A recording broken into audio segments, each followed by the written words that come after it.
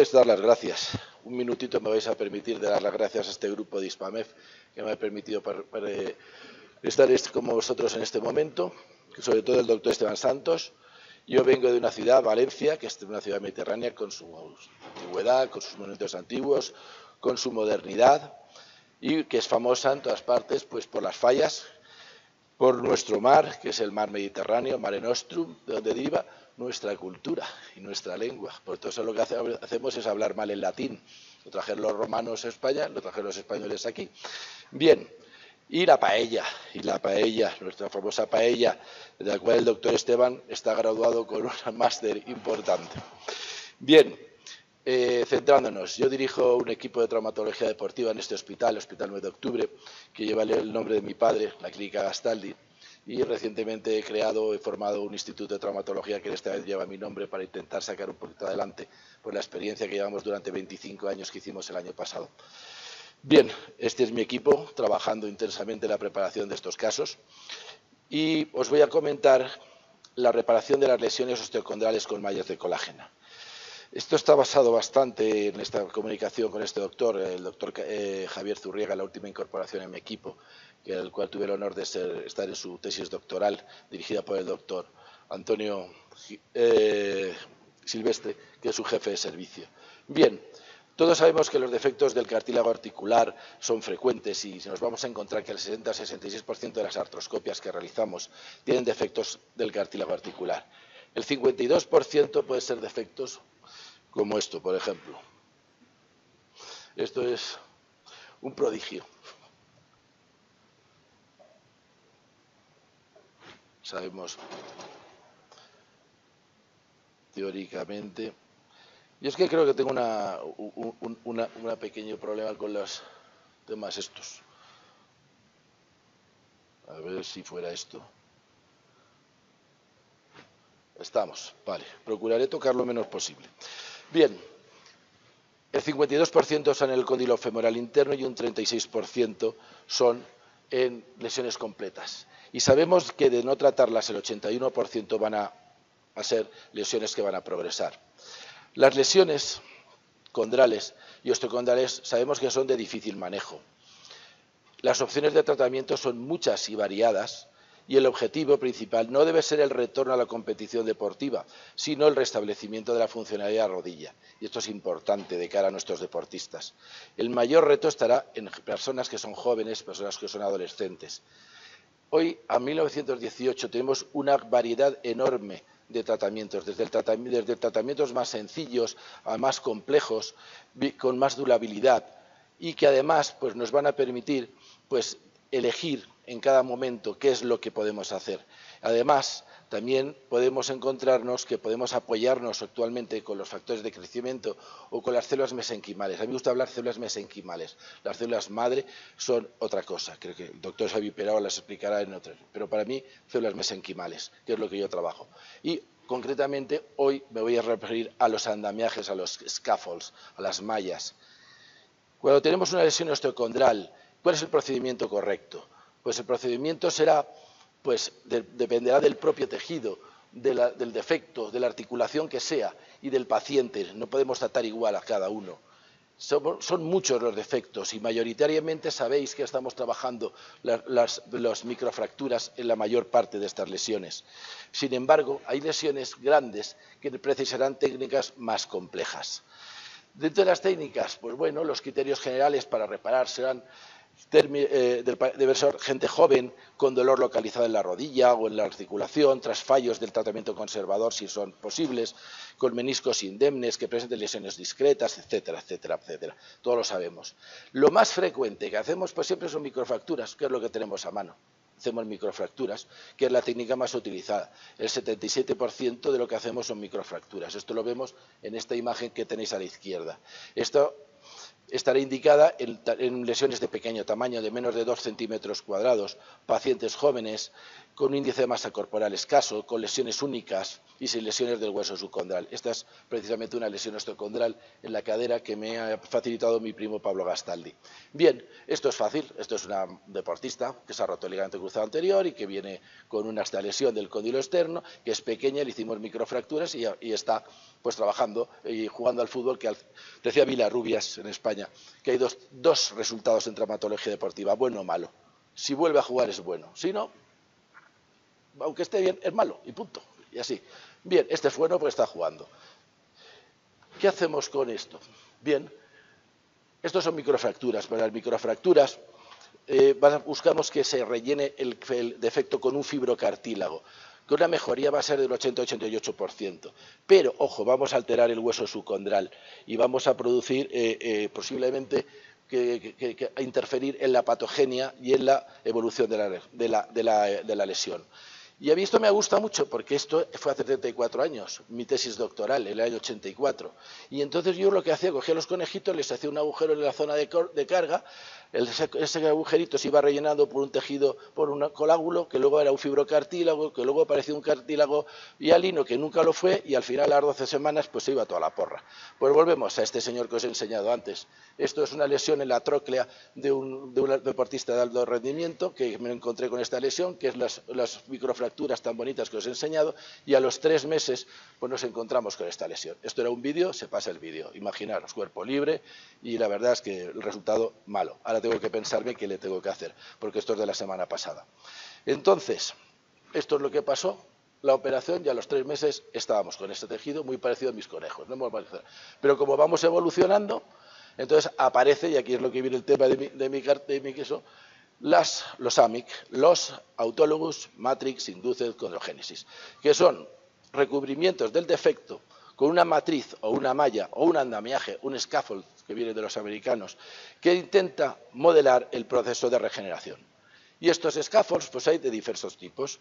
Se trata de colocar un andamiaje, es algo donde intentamos que las células se vayan colocando, se vayan disponiendo y vayan buscando una regeneración hacia la condrogénesis. Bien, hay diferentes tipos de mallas. Siempre son matrices temporales. Esto lo que tenemos que pensar es que en el tiempo va a desaparecer y se va a tener que regenerar el cartílago lo más similar al cartílago original. Y entonces también ahora pues disponemos de los PRPs o las células mesenquimales para intentar mejorar la evolución de estas células que queremos inducir a mejor resultado. En el mercado tenemos 8 productos, estos son los que tenemos en España. Yo he utilizado estos 3, el Mayo-Regen, la Chondrogai y el Cargill. Y bien, y esto estarían indicados un poquito a caballo entre estas lesiones que son más grandes, de tamaño más grande, si les hacemos un injerto osteocondral o si les hacemos pues una malla. Sobre todo, como luego veréis, lo tengo muy indicado para lesiones de la patelofemoral. Este es un judoka. Es un chico que tiene 40 años, hace artes marciales y me viene con esta lesión que se la han visto en artroscopia. Entre nosotros no estará muy mal porque es el monitor de los infantes de Marina de Cartagena. Y si está enseñándoles lucha libre a los infantes marinos no debe estar muy mal. Pero bueno, el tío quiere que le arreglemos esto y le hicimos esta malla de colágena. Bien, este es el resultado. Tenía esta lesión en el cóndilo externo, está operado, de menisco medial, del ligamento cruzado anterior y esta lesión osteocondral del cóndilo externo. Hacemos la preparación del lecho, colocamos la malla de colágena y bueno, el aspecto es aparentemente bueno. 3 meses después me viene, después de 1 mes y medio evolucionando fantásticamente, con que se le engancha la rodilla. Se le engancha la rodilla, digo, pues se te ha soltado la malla de colágeno y se te está enganchando la rodilla. Mira qué sorpresa, esto es la tróclea. Con esta lesión condral que veis ahí arriba, que está haciéndole como un cuerpo libre y esta lesión similar al que habéis visto antes. Bueno, pues luego le revisé la lesión y esta es la lesión en el momento de la operación y eso es como se encuentra actualmente esta cubierta, que es un tejido, yo no me atrevo a decir que es un tejido maravilloso, posiblemente es un tejido que si cogemos el trabajo de Berruto, pues es parecido a esta imagen que él cuenta como un fracaso, pero bueno, de momento lo tengo en evolución y ahí no le duele, le dolía la parte anterior.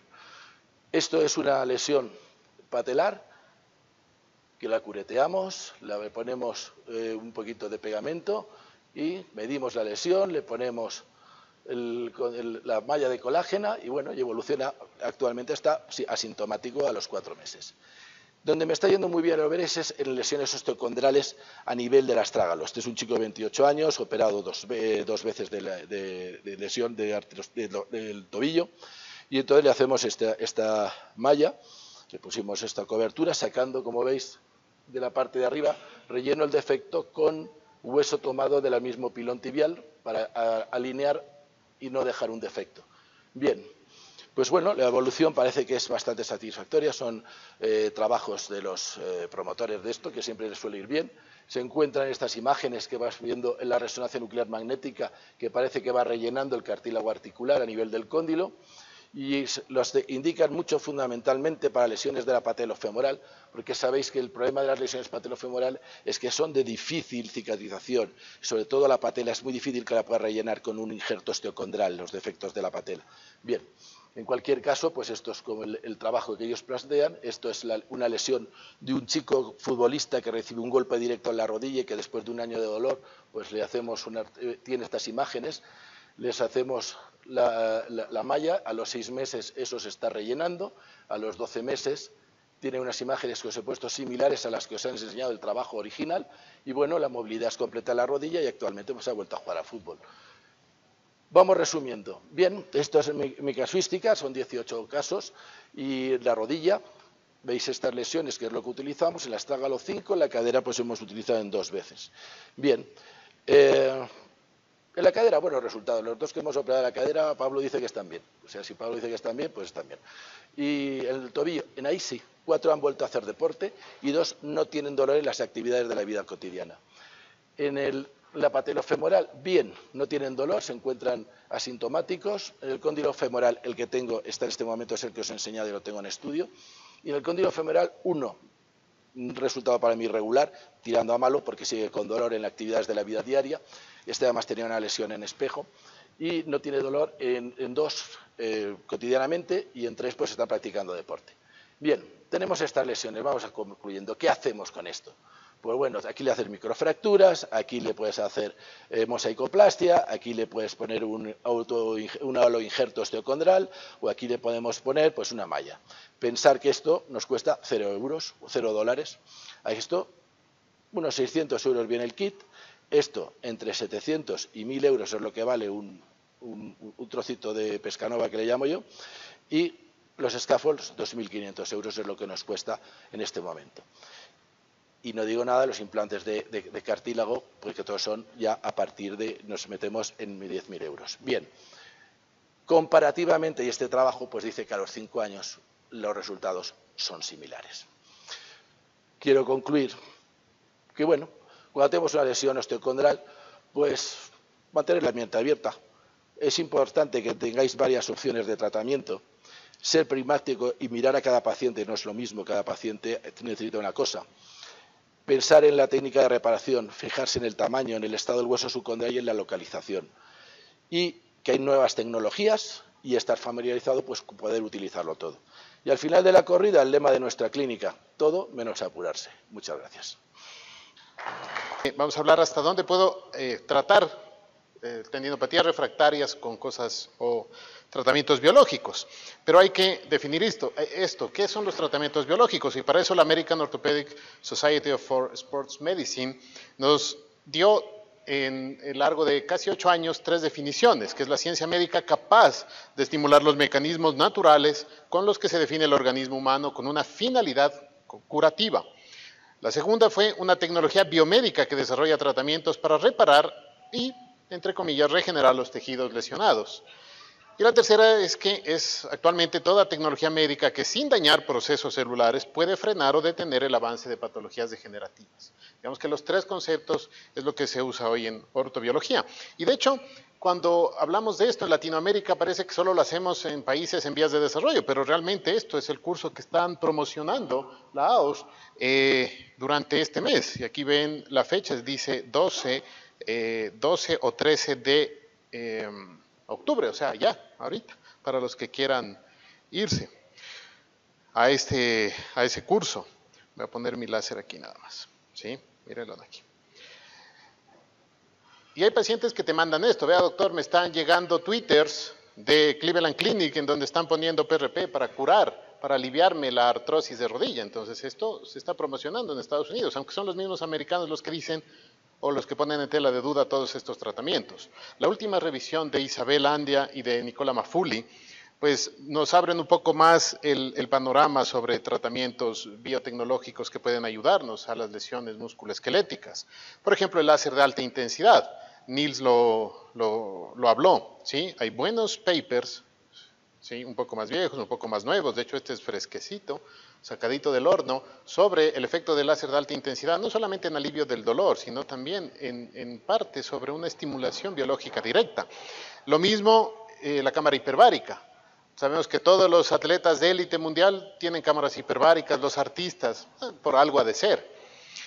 La Sociedad Mundial de Ondas de Choque a la cual pertenecemos, ¿sí? Y cuyo secretario académico es el doctor Carlos Deal, al que me honra tener de maestro y profesor, tiene más de 6.485 estudios indexados con 15 patologías con niveles de evidencia tipo 1, 24 patologías con niveles de evidencia tipo 2, que está estandarizado, 8 líneas de investigación, incluido lo que es tejido nervioso y tejido cardíaco, ¿sí? Entonces, es una de las pilares fundamentales en todo lo que es regenerativo o ortobiológico. Y, lógicamente, lo que hemos estado conversando en la mañana, todo lo que son células mesenquimales adultas y plasma rico en plaquetas. Pero todo esto se puede aplicar al tendón. El problema es que tenemos que saber cómo se enferma un tendón y qué es una tendinopatía. Y el problema radica en que los tendones, cuando tienen ya un estadio patológico, se enferman no a nivel externo, sino a nivel interno, es decir, a nivel de sus enlaces de colágeno. Entendamos que los tendones son 90% colágeno, y para que el colágeno sea fuerte o tenga resistencia necesitará 3 condiciones absolutas. Oxígeno. Estamos a 2.860 metros sobre el nivel del mar. La concentración de oxígeno no es la ideal en el Ecuador, ni tampoco en Bolivia, por cierto, Nils. Ácido ascórbico, vitamina C, hierro, niveles de hierro, y eso en poblaciones que tienen una deficiencia de hierro es complejo, ¿sí? Vamos a tener serias colagenopatías. Cuando nosotros hidroxilamos bien el colágeno, vamos a tener una resistencia a esto, ¿sí? Pero definamos qué es una tendinopatía y hay muchísimos libros y papers que desde el año 1997 se ha estudiado esto. El término tendinopatía se lo cambió por tendinitis porque se lo utiliza para definir una enfermedad en el tendón, no es una inflamación. No existe evidencia inmunohistoquímica de un proceso inflamatorio en cuadros de más de 3 semanas. El tendón no tiene la capacidad de inflamarse porque dentro del tendón los vasos sanguíneos son muy pobres, ¿sí? El dolor es producido por cambios metabólicos, histológicos, neurológicos, mecánicos. Existe una falla de la reparación de este tejido y la falla mecánica ocasionará lógicamente toda la sintomatología. El profesor Fu en el año 2010 nos dio todas estas fases para que se produzca una tendinopatía. Pero la fase más importante es esta, en la que falla el proceso curativo que normalmente nosotros los seres humanos tenemos. ¿Y por qué falla? Porque existen 2 grandes grupos de factores, intrínsecos y extrínsecos, y estas van a ser las causas para que un tendón no pueda ser curado o pueda ser mejorado con procesos biológicos. La primera es la predisposición genética. Familias enteras que tienen patologías de tendones, eso lo estamos escribiendo ahorita, en el Ecuador es muy común ver tendinopatías de Aquiles en grupos familiares. Factores hormonales, el profesor Michael Abad de la Universidad de Oxford en el año 2013 describió esto, que son productos libres de la glicación dados por la diabetes o problemas de la tiroides, patologías metabólicas, tener colesterol, triglicéridos, ácido úrico elevados. ¿Por qué? Porque los capilares sanguíneos, yo hablaba ayer en una charla de cicatrización, ¿cuánto mide un capilar sanguíneo que existe en un tendón, en la piel, en el músculo? ¿Sí? Y los capilares sanguíneos que existen dentro de los tendones son los más caprichosos y los más pequeños, 8 a 12 micras de tamaño. Eso quiere decir que con 0.00001 miligramo decilitro de colesterol por encima de lo normal, ustedes van a tener ocluido completamente la luz de los vasos sanguíneos. El estado y desarrollo físico de cada paciente. Esto es algo típico. Yo soy buenísimo, doctor, jugando los fines de semana, pero soy el Cristiano Ronaldo del barrio central de Quito y quiero curarme en una semana. Todo dependerá mucho del estado de desarrollo físico. La hiperlaxitud está considerada el día de hoy como una colagenopatía y lógicamente, en un paciente que es hiperlaxo, la probabilidad de que esas fibras del tendón se reconstruyan o se recuperen, ¿sí?, de la forma adecuada no es precisamente lo más ideal. Patologías angulares, sí, doctor, ¿qué será que me duele el tendón de Aquiles? Tenemos que hacer procedimientos quirúrgicos, porque esto no lo vas a aliviar con nada biológico, lógicamente. Lesiones previas, cuando uno tiene una inestabilidad articular, lesión ligamento cruzado, lesión del ligamento peroneo estragalino anterior, y tienes una compensación por una sobrecarga de los tendones que están cumpliendo su papel de estabilizadores dinámicos, pues no vas a poder curarlos con algo biológico, tienes que hacer un proceso quirúrgico para poder restituir esto. Dentro de los factores extrínsecos más importantes, porque hay un abuso de esto, es el uso de los inhibidores de la girasa, sobre todo la ciprofloxacina y la levofloxacina, que son las quinolonas. Pacientes que tienen, por ejemplo, una prostatitis. Doctor, llevo 3 meses tomando levofloxacina, que se llama que me duelen los tendones de Aquiles, póngame PRP. No le van a hacer ni cosquillas con el PRP si está tomando eso, ¿sí? Entonces es importante lo que decía uno de nuestros profesores, hacer una buena anamnesis. Los hipolipemiantes orales. Aquí se une el cielo y la tierra, decimos nosotros, y hay una paradoja en medicina, porque si bien es cierto el colesterol, los triglicéridos elevados tapan nuestros vasos sanguíneos, los hipolipemiantes orales destrozan la calidad del colágeno tipo 1. Las estatinas y los fibratos degeneran o no hacen que la hidroxilación del colágeno se dé. Y lo que vas a tener cuando tienes pacientes que tienen el colesterol alto y que además toman hipolipemiantes, es que vas a tener tendones de muy mala calidad y aumento de frecuencia de rupturas, microrupturas o rupturas totales. Algo que es tóxico a morir, y en esto peleo mucho con mi hermana mayor porque ella es dermatóloga, es la medicación para el acné. La isotretinoína es un tóxico, eso es más fuerte que un quimioterapéutico, ¿sí?, un químico muy poderoso, que puede incluso dar rabdomiolisis, como les voy a mostrar un poco más adelante. Cuando uno toma esto, los procesos de cicatrización se quedan casi anulados y es muy peligroso inclusive operar. Los esteroides anabólicos son una catástrofe también, alteran completamente el metabolismo del colágeno, pero tenemos este serio problema, el entrenamiento y la sobrecarga en deportistas más jóvenes. No, yo soy buenísimo, doctor, yo tengo que irme a competir en CrossFit la próxima semana, pero me duelen todos los tendones, ¿sí? Y el cigarrillo, que es un mal social. Hay otras cosas como esto, las drogas, ¿sí? Está probado, y este es un artículo de prácticamente este año, de hace un par de meses, en que nos ponen en claro que ciertos productos químicos como la cocaína, la heroína, nos causan serios problemas en la salud, y esto no es un mito. La parte muscular se ve afectada también por problemas oclusales. De hecho, una de las partes importantes de una ficha FIFA es valorar la parte oral, porque la absorción de ciertos nutrientes es importante. Por eso es que jugadores como estos utilizan protectores orales, no porque se golpean, ¿sí?, sino porque la función muscular y tendinosa mejora cuando uno tiene una buena salud oral. ¿La isotretinoína y el ejercicio pueden ir juntos? Pues claramente dice aquí que no, porque pueden incluso ocasionar rabdomiolisis. Es muy común tener pacientes con tendinopatías refractarias de muy difícil tratamiento cuando toman isotretinoína, lo mismo que con el cigarrillo, o cuando tienen problemas tiroides. De hecho, es muy fácil diagnosticar a un paciente deportista que tiene problemas de tiroides, y es cuando se desgarran por lo menos una vez al mes, ¿sí?, porque hay un bloqueo, ¿sí?, de los canales de sodio y potasio alterados en su función. Es un poco más complejo de explicar. Estos 3 investigadores, el año pasado, que se ganaron el Nobel en 2 equipos diferentes, encontraron que dormir bien, ¿sí?, ellos se ganaron por un trabajo en el sueño, ellos encontraron que dormir bien acelera los procesos curativos. Y de hecho, la investigación, aunque me salga un poquito de los tendones, está en boga ahorita en los países asiáticos, incluso en pacientes, por ejemplo, que tienen esto, osteoartritis, ¿sí?, y que el dolor aumenta en los pacientes que no duermen. Entonces, dormir es algo importante. De hecho, nosotros, aquí está el doctor Patricio Maldonado, que es un gran amigo y el médico de la selección, nosotros tenemos varios trucos para que duerman los futbolistas. Se los enfría, se los guarda, se les quita el internet y todo para que duerman.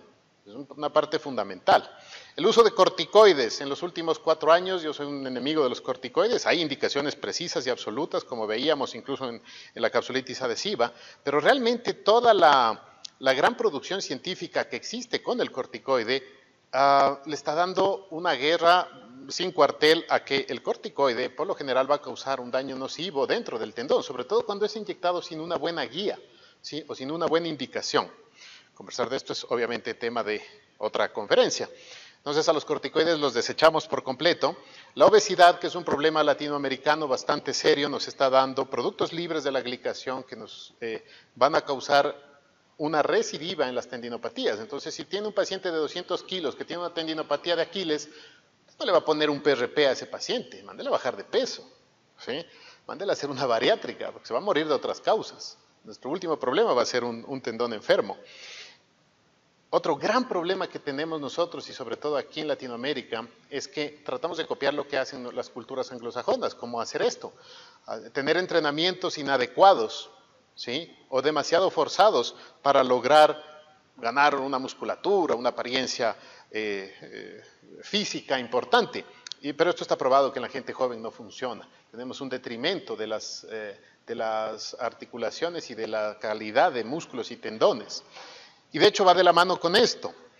Esta es la cadena muscular, la proteína mTOR que se necesita para mantener metabolismos o una resistencia al estrés. Esto se acaba cuando un paciente tiene sarcopenia o cuando uno toma estatinas o fibratos, como dice el paper. Si un paciente tiene una debilidad muscular o una sarcopenia, pues tampoco van a servir ningún tratamiento biológico porque su capacidad de sintetizar la proteína mTOR va a estar completamente anulada.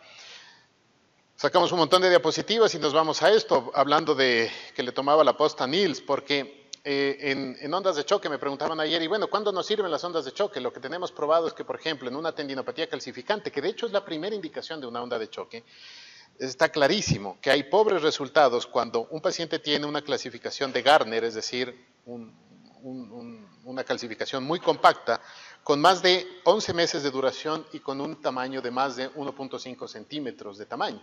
Entonces, cuando llega un paciente así, no le hago ondas de choque, ¿sí? Ahí ya tengo que hacer algo quirúrgico. Entonces, son criterios que están ahí. Tenemos una relación bastante estrecha con España y nosotros estamos utilizando este consenso para tratar a las tendinopatías en el deporte. Hay que considerar un tratamiento quirúrgico después de 24 meses de que el tratamiento ortopédico no ha funcionado. 24 semanas de que no ha funcionado y hay que intentarlo todo. Cuando nosotros indicamos una cirugía, cuando el porcentaje de ruptura es mayor al 35%, ¿sí? O en rupturas totales, como en este caso, que es una ruptura del tendón de Aquiles. Algo importante es que en los atletas que tienen una impotencia funcional después de los tratamientos, pues hay que hacer algo un poco más agresivo. Ahí vienen ya todo lo que es el intervencionismo, todo lo que es la sonocirugía, etcétera. Exámenes de imagen son imprescindibles, como en este caso, una fascitis plantar del lado derecho asintomático y del lado izquierdo la fascitis en la que muestran bastantes cambios en su estructura. Esto nos va a ayudar para ver la evolución, incluso para hacer tratamientos, ¿sí? La resonancia magnética, por lo general, en nosotros, los que manejamos ecografía, queda supeditado a lesiones concomitantes, por ejemplo, una ruptura del ligamento cruzado cuando tiene una tendinopatía rotuliana por sobrecarga. Estamos usando mucho esto que es la elastografía, que son técnicas nuevas, ecográficas, que nos dan un valor pronóstico de qué tanto se puede elongar o tiene la capacidad tensil de lograr un tendón. La parte nutracéutica es importantísima, ya que hay varios estudios como este que avalan el uso de nutracéuticos para el tendón. Tema de 2 conferencias más. El PRP, ¿qué es lo que está escrito? Sí, funciona. Si a algunos no les guste, pues sí, funciona. Y los que trabajamos con deportistas y atletas profesionales vemos que sí funciona, pero hay ciertas condiciones.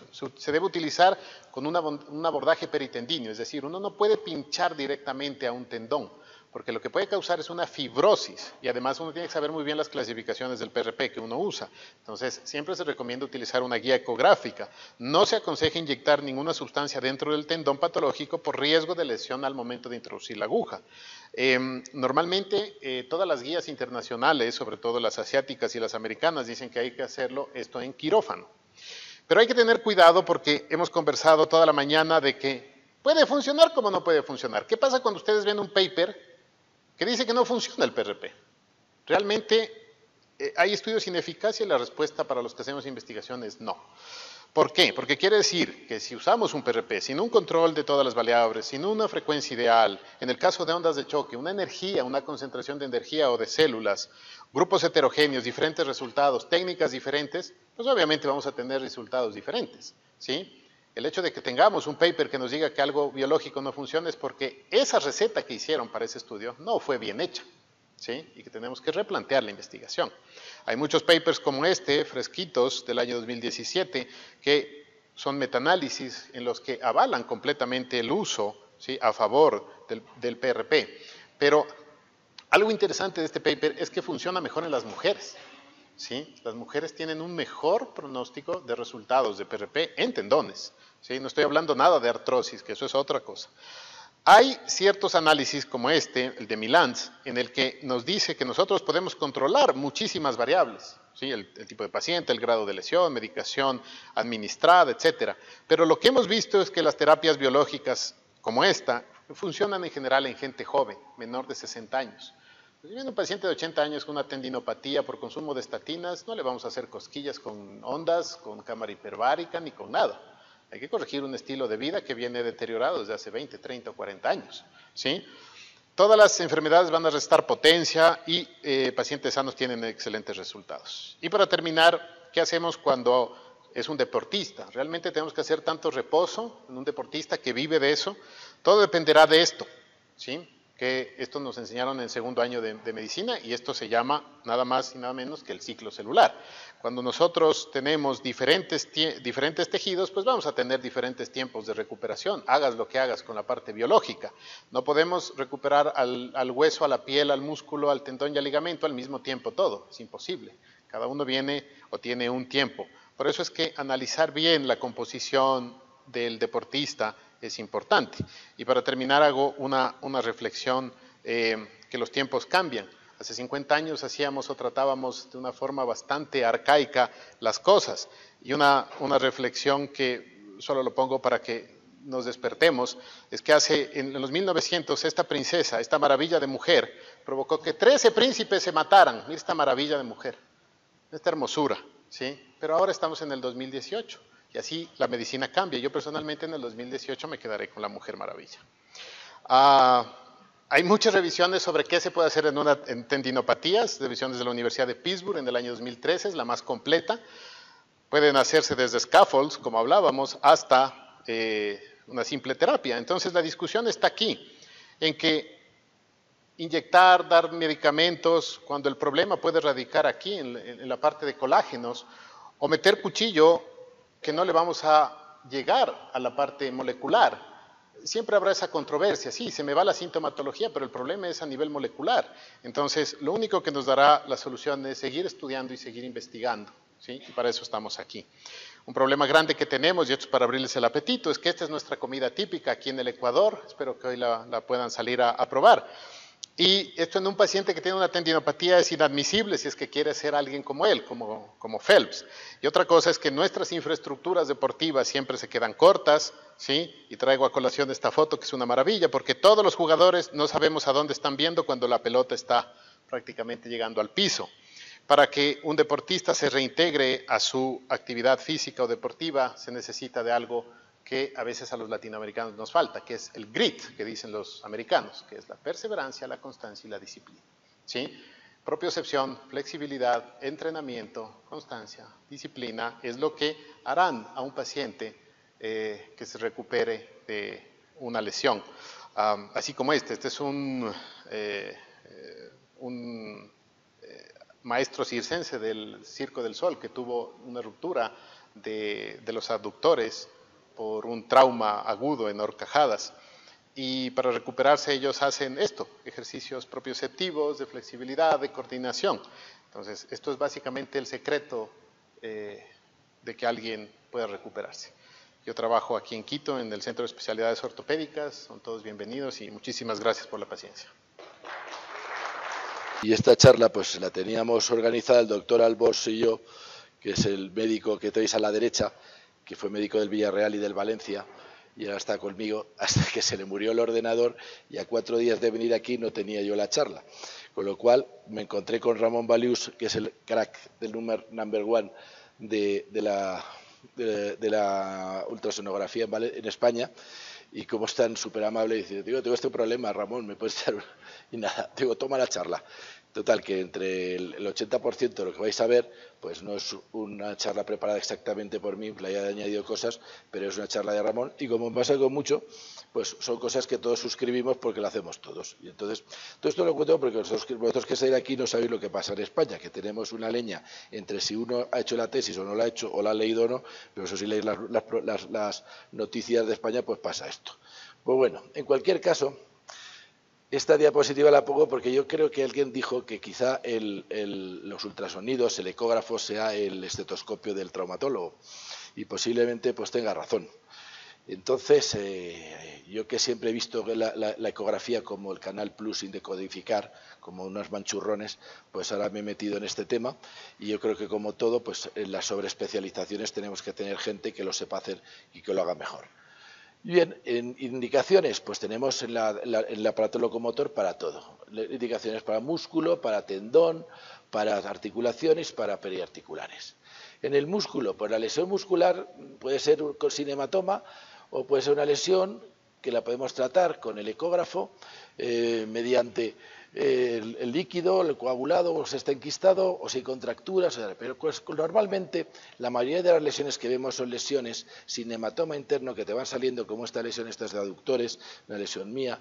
Esto, pues bueno, ¿qué es lo que hay que hacer? Pues intentar que esta lesión no se alargue en el tiempo, con lo cual, mediante el ecógrafo, pues podemos localizar la lesión donde está y trabajarla. Hoy en día pues estamos trabajando mucho con ondas, con factores de crecimiento, y entonces pues no hace falta que os diga, yo estoy absolutamente de acuerdo contigo, los factores de crecimiento, el problema es que todo el mundo dice factores de crecimiento, pero es como las manzanas o la fruta no es todo, hay unas cosas manzanas, otras que son peras y otras que son manzanas de un tipo o de otro, y el problema es que hay 14 o 15 tipos de factores y esto es la leña. Por lo tanto, tenemos que intentar centrar eso, lo que ha dicho el doctor Terán. Bien, sabéis que no vamos a utilizar corticoides en los músculos. Bien, eso es posible. Bueno, la lesión muscular pues puede ser con un hematoma, como en este caso, que tiene al líquido, que hay coágulo y que puede estar enquistado. Y entonces pues nos tenemos que plantear extraer este hematoma. Antes lo hacíamos pues con la resonancia o palpando. Ahora sabemos con la ecografía pues podemos meter rápidamente la aguja e ir vaciando este hematoma y controlando su evolución. Bien, esto es un hematoma. Este era un jugador de fútbol, este era portero del Alicante. Y entonces fue a despejar, y cuando fue a despejar, en lugar de chutar al balón, chutó al suelo y se arrancó el recto anterior. Entonces, como estábamos de moda el tema de las PRP en España, por favor, ponle PRP. Digo, pues si es que esta lesión no vamos a hacer nada, esto está arrancado. Pues bueno, pues ponle PRP. Pues lógicamente aquello no fue y al final pues acabamos operándolo. Pero bueno, se evacúa el hematoma, se pone PRP, pero en este caso no hace falta que os diga que esto no es de tratamiento con ecografía, es tratamiento con bisturí.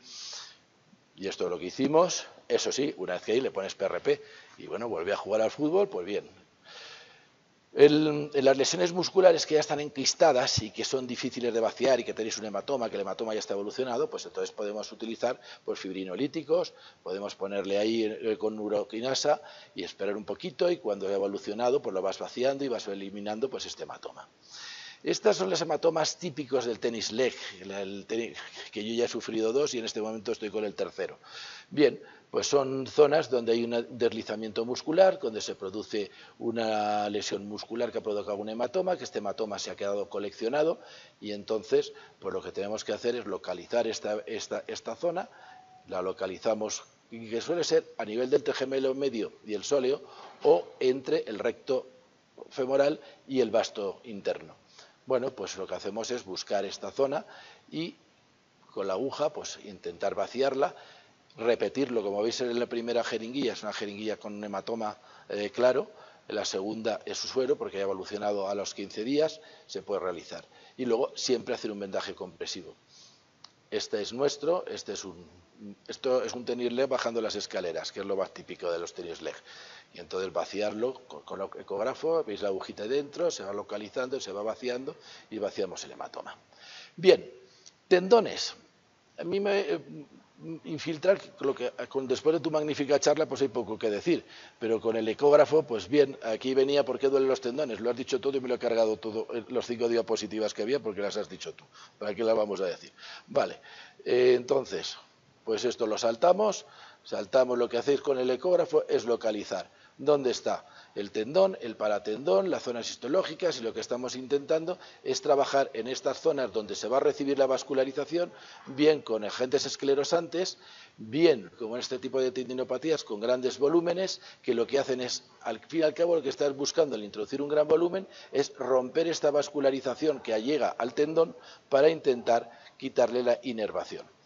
Y bueno, pues los scrapping, que es meter la agujita y hacer esto, bueno, para intentar, lo que está haciendo como una microdisección, siempre bajo control ecoguiado, para saber dónde estás, que esto es importante. Bien, en este caso, pues también el PRP, la aplicación de PRP o de ácido hialurónico. Yo ácido hialurónico he utilizado alguna vez, pero no me ha gustado. Utilizo PRP y bien, pues con esto lo que pasa es que lo localizas donde estás, si estás dentro del tendón o estás fuera del tendón. Corticoides escasamente, pero sí que como sabéis que el corticoides altera la colágena intratendinosa, pues si tenéis una paratendinitis o una tenosinovitis, pues con el ecógrafo localizas la periferia y entonces te vas a la periferia y sí que estás con la seguridad de colocar el corticoide en la zona adecuada. Bien, esto es una bursa, localizas con el ecógrafo, pues y entonces pues al fin y al cabo lo que estás haciendo es poner las cosas donde crees que tiene que estar. Esto es una tendinopatía Aquiles, esto es nuestro, localizando con el ecógrafo la zona de lesión, el eje transversal y colocando el producto, como veis lo estamos poniendo en su sitio, donde queremos nosotros que el producto pues entre. En las tendinopatías insercionales es fundamental, porque vosotros sabéis que hay dos fundamentales, que es la rodilla del saltador y las epicondilitis.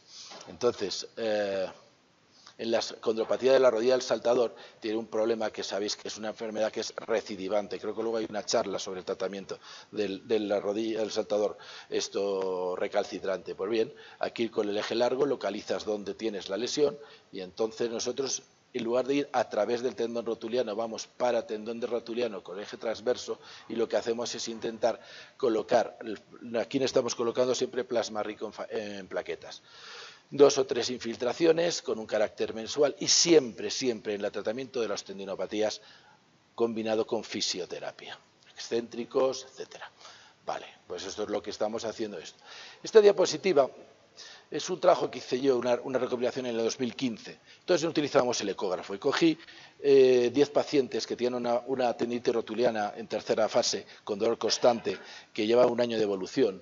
Entonces les infiltré PRP a dedo. O sea, te duele por aquí, pues por aquí le pincho. Vale.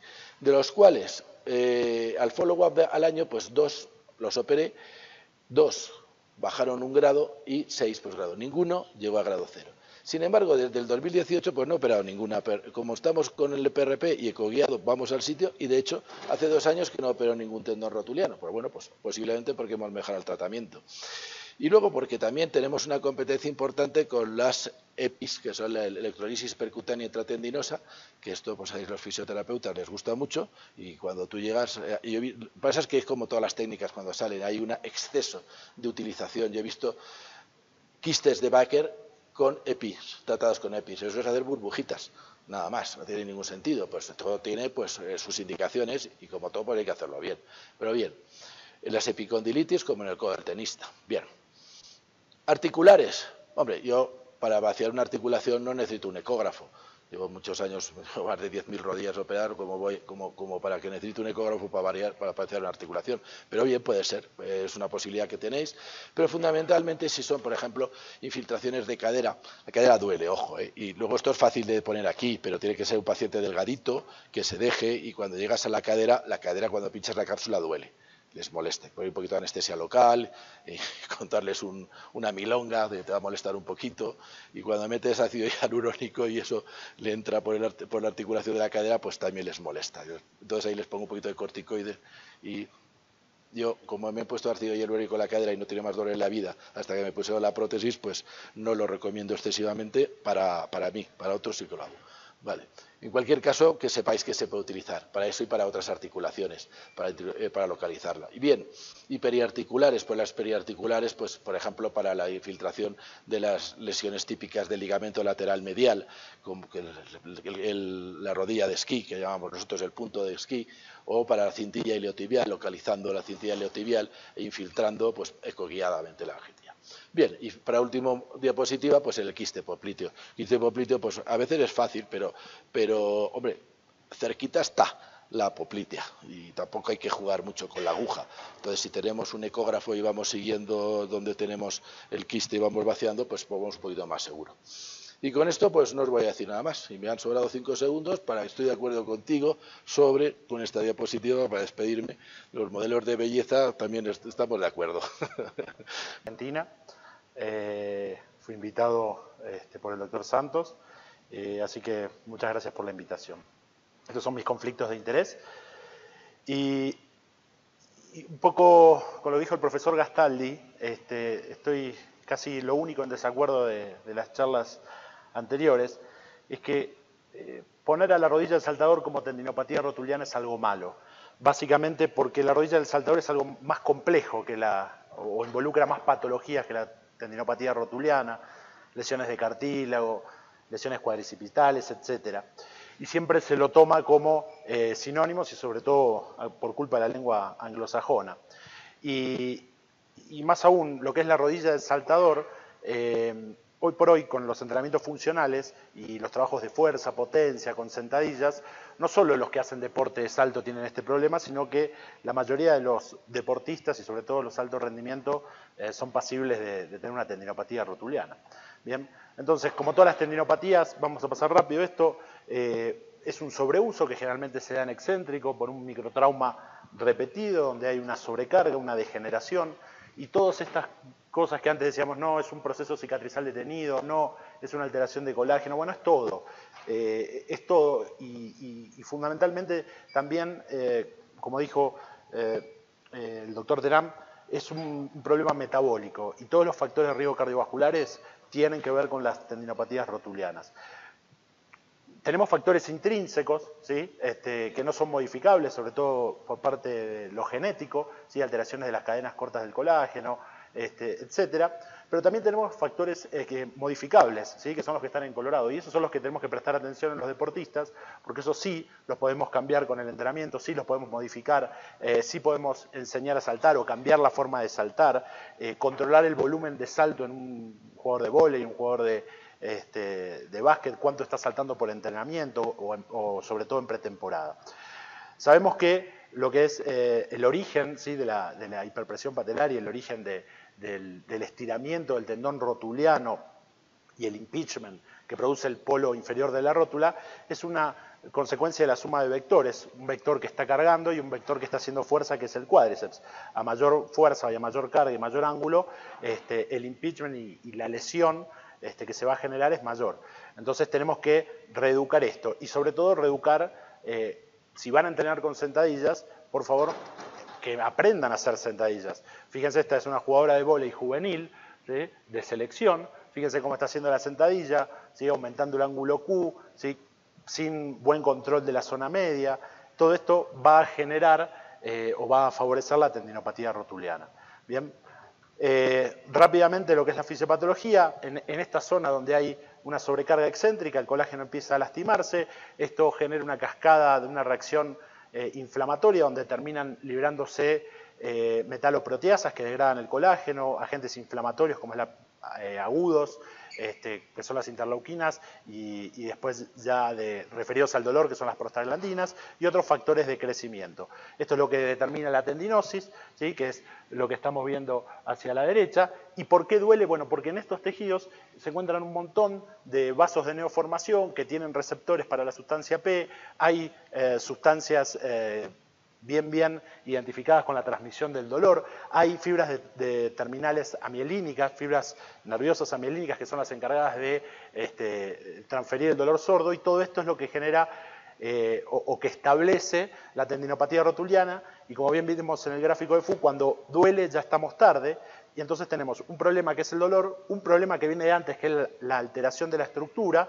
¿sí? Y lo otro es el tiempo, cuando estamos con deportistas, que todo tiene que hacer ya, todo tiene que ser rápido y favorecer la vuelta rápida al deporte. Entonces, lo que tenemos que lograr, es enseñarles a hacer sentadillas, reeducarlos y enseñarles a saltar para que justamente no lleguemos a lo que es una tendinopatía rotuliana refractaria o recalcitrante. Entonces, ¿qué hacemos? Bueno, no hay con este problema demasiado acuerdo, ¿sí? Sabemos que tenemos que ir para algo más, ¿sí? Sabemos que hicimos los excéntricos bien indicados no anduvieron, bueno, tenemos que hacer algo más, tenemos que hacer una terapia, vamos a decirle, regenerativa o agresiva, como puede ser el MEP o la EPI, ¿sí? Sabemos también que en las tendinopatías lo que anda para una no anda para todos, es decir, podemos tener muy buenos resultados con el plasma rico en tendinopatías insercionales de Aquiles, pero en el Aquiles alto anda muy bien.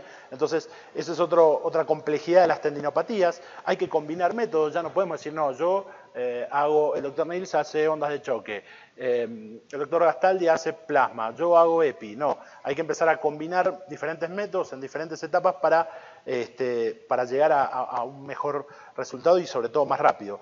Y la cirugía es una opción, en principio los que estamos relacionados con deportistas sabemos que la cirugía en tendón para nosotros no es una opción, es la última opción, pero llega un momento que nos quedamos sin respuestas y nada para ofrecerle. Algunos de los elementos que tenemos de qué dice la bibliografía con respecto a la tendinopatía rotuliana, vemos plasma, ondas de choque, cirugía, EPI o MEP. En Argentina se usa más el MEP, que es un derivado del EPI con menos potencia, ¿sí? Básicamente porque el aparato es mucho más barato y más accesible para los kinesiólogos. El poliocanol, que estaba basado en un esclerosante que se está dejando de usar, ¿sí? Y la proloterapia, que también en Argentina se usa mucho, sobre todo en la ciudad de Rosario, que está uno de los referentes mundiales.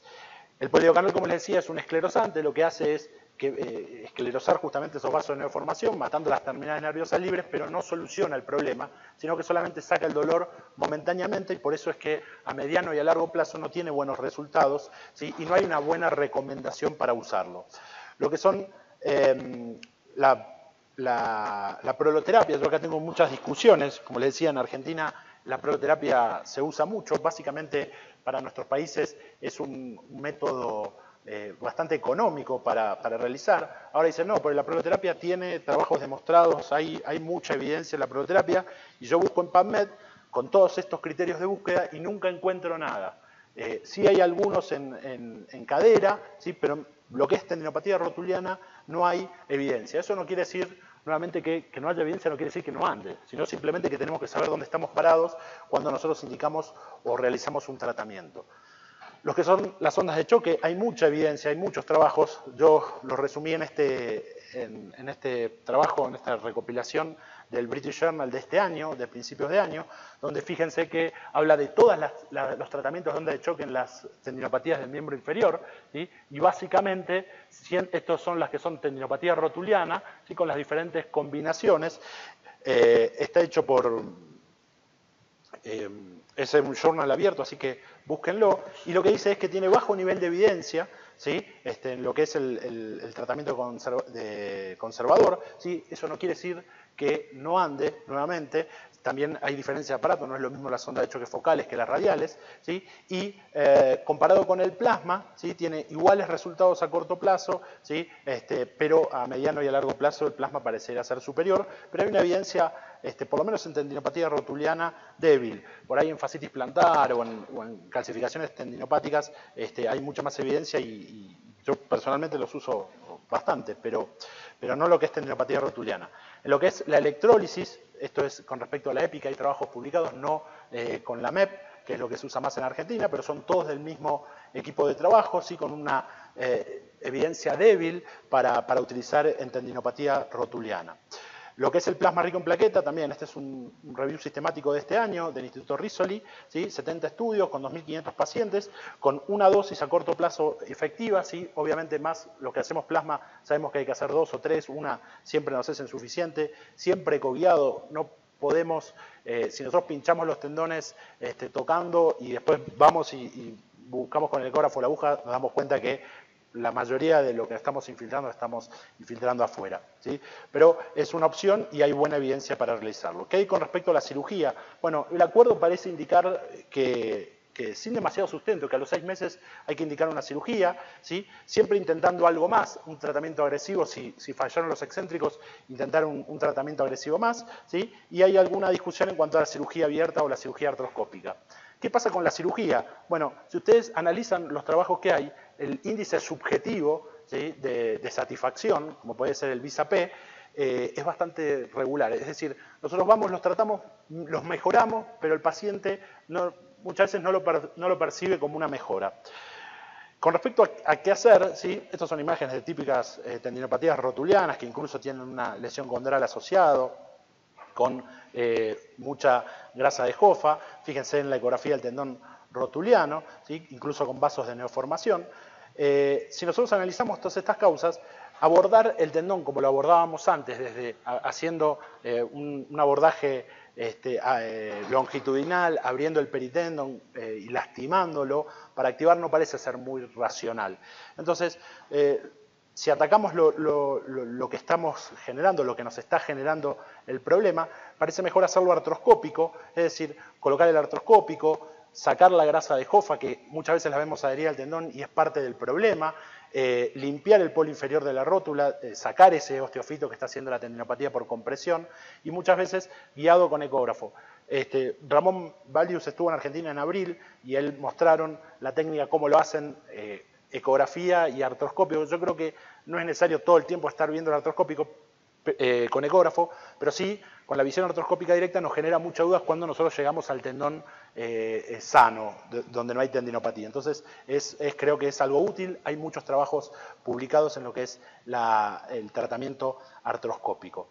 Entonces, estamos de acuerdo que en un deportista hay que modificar la técnica y hay que dar tratamiento de rehabilitación, carga excéntrica, ¿sí? Hay que combinar los tratamientos invasivos y un poco cómo combinarlo una vez que fracasa lo clásico y que nos llega el paciente con la tendinopatía refractaria es, bueno, sacarlo 6 a 8 semanas, ¿sí? Un programa de recuperación con modulación de cargas puede estar asociado con ondas de choque en este punto. Andan bien, las ondas de choque en general las indicamos fuera de la competencia.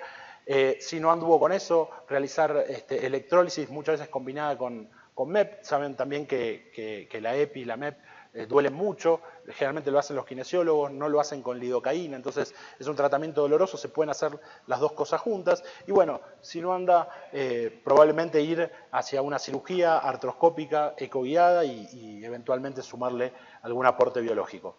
Como consideración final, yo siempre en las charlas de tendinopatía muestro lo mismo. Un buen cirujano, que seguramente acá hay un montón, puede resolver este problema o este problemón ortopédico, pero no podemos hacer que Nadal tenga continuidad en el circuito, por ejemplo, entre otras tendinopatías, entre otros problemas, básicamente porque es uno de los problemas más complicados de solucionar en la traumatología del deporte.